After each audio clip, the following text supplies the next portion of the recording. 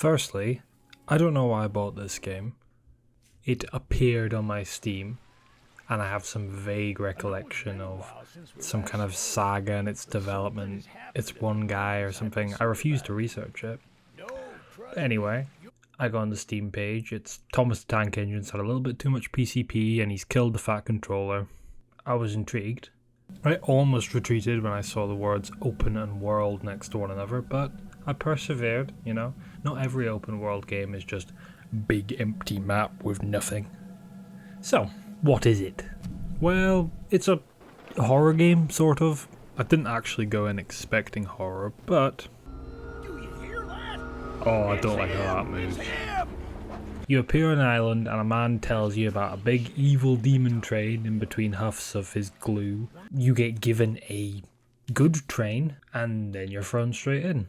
The end goal, you're told pretty much from the start, is to kill the big evil demon spider train. And I have to say the design for the spider train, it's pretty cool. Deliberately twisted children's stuff is hardly rare at the moment.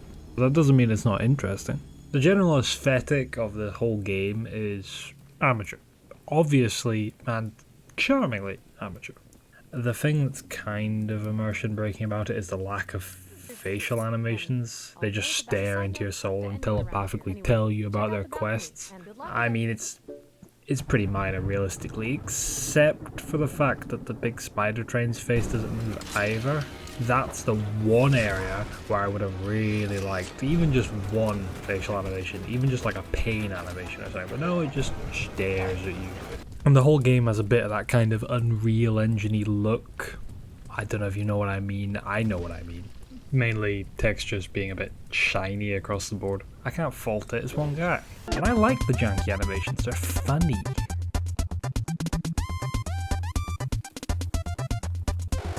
Anyway, I don't care about quality really, I care about inspiration. But what's interesting about this is that the unique stuff that was obviously inspired is very high quality. Like Charles' model is very high quality. That's the train's name, by the way. These masks, they're pretty high quality. But then the environment's generally more generic.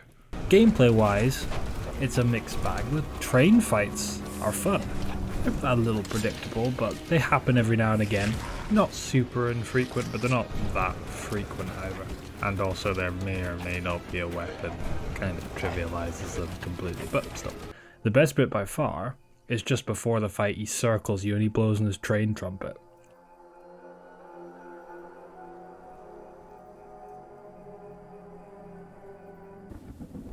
When you're not actively tussling with James the Soup Engine, you complete various quests dotted around the pretty big map. A bit too big maybe, but you know, you are a fucking train man.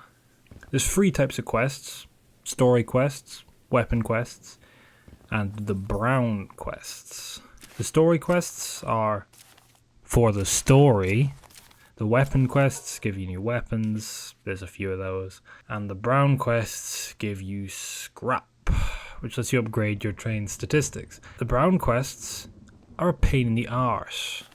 They invariably involve fetching shit, and fetch quests are pain incarnate. You don't need to do that many of them to get near max stats, but still. There's a few of them which are more fun than others, but there's the occasional one which is just like, yeah, go 20 miles, collect my condom, bring it back to me. No, I won't do that, Harold. There's also lockpicking.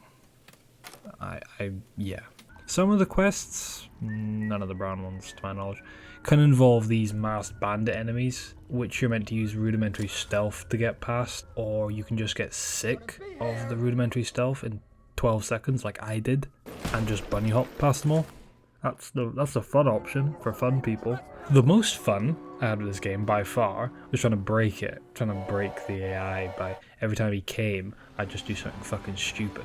There's not really any consequence for dying, so I didn't really mind. Fucking let me up the stairs! You're cheating by not letting me up the stairs. But when it comes to stability, credit where credit's due.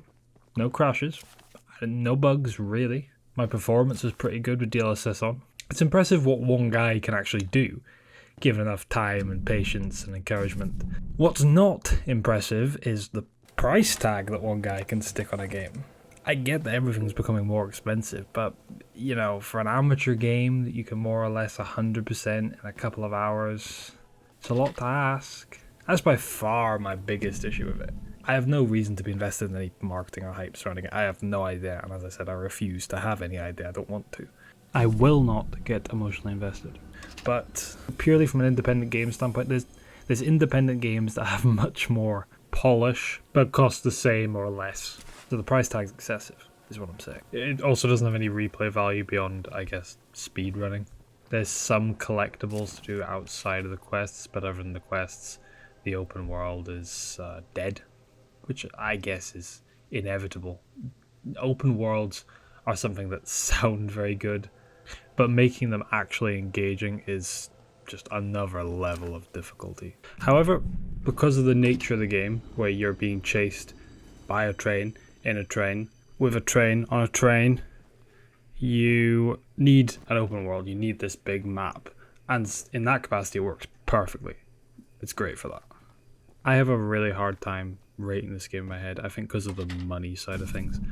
Because while I enjoyed it, this is not $20 worth of game. But I like inspired little projects by like one or a couple of people. So fuck it, if it encourages a little more independent game design, I'll dance any tune. I'm happy to pay money for people to, you know, get into game development and make things that are actually good. Not just, you know, Assassin's Creed 207. I enjoyed playing it. That's good enough, right? But then again, I could spend an afternoon eating Roughcast and come away from it pretty happy.